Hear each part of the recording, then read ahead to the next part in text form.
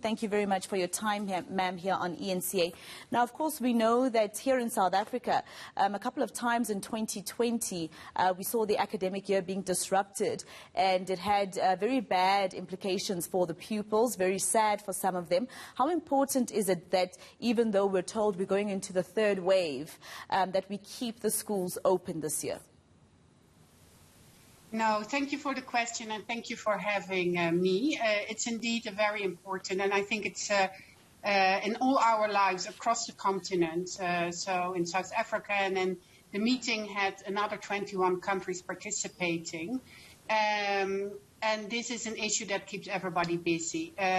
It is clear that a year into the crisis, we are fully aware that schooling for children is so much more than just academic learning. It's for them a lifeline to some sense of normality, learning together with their peers, having social interaction, being less stressed, having more opportunities to, to develop to the fullest. And closing of schools is definitely not helping across the board for them as individual learners. Of course, we have learned a lot in the last year on then if you manage to open the schools again, how to do it well, how to do it safely, how to make sure that precautions are there, good measures in keeping the schools safe and clean, and for the pupils to actually understand how they have to now act differently in times of the pandemic.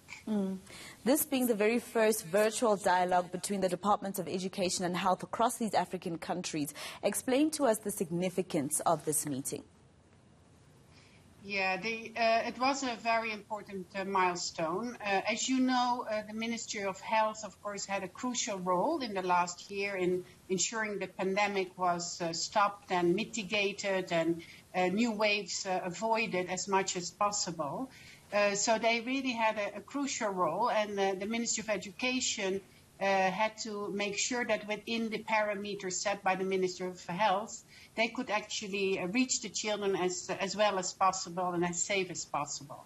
Now, if you put those two authorities together, they can actually come up with some good solutions how to be safe and reach children by going to school, and to find together roadmaps and alternative ways of opening schools, keeping them open, learning from experience, maybe contextualize some of the learning from other countries, and really come up with roadmaps that can be followed, both at school level as district or national level.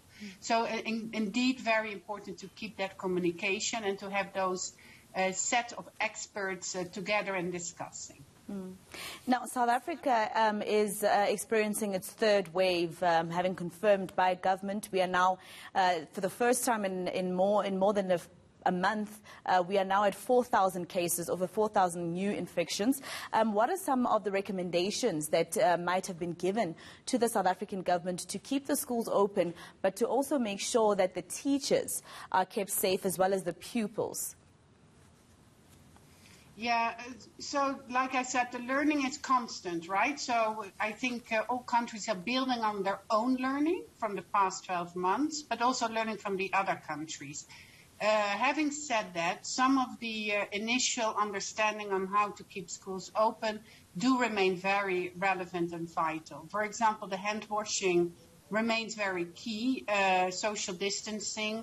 I think the ventilation was already quite understood from the start, but now we are even more aware how important it is to ventilate schools and to make sure that when children and their teachers are together, it's done in a safe manner. Some countries actually have very sophisticated surveillance systems now at school level, so really checking the children, checking the teachers, and by any sense of, worrying signs, immediate action is taken. So there are different systems in place to detect if there are initial risks.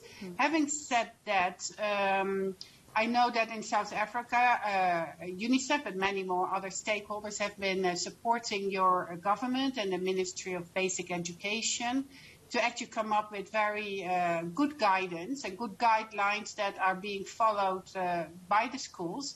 and also nice materials and communication styles so the kids themselves understand what role they play and how they can be a safe actor in this context, which is important because, of course, in the end, they are the ones that also need to follow those additional rules that come into play. All right, let me leave you there. Thank you very much for your time. That was, of course, UNICEF's Deputy Regional Director of the Eastern and Southern parts of the Africa Office, Leek van der Wiel.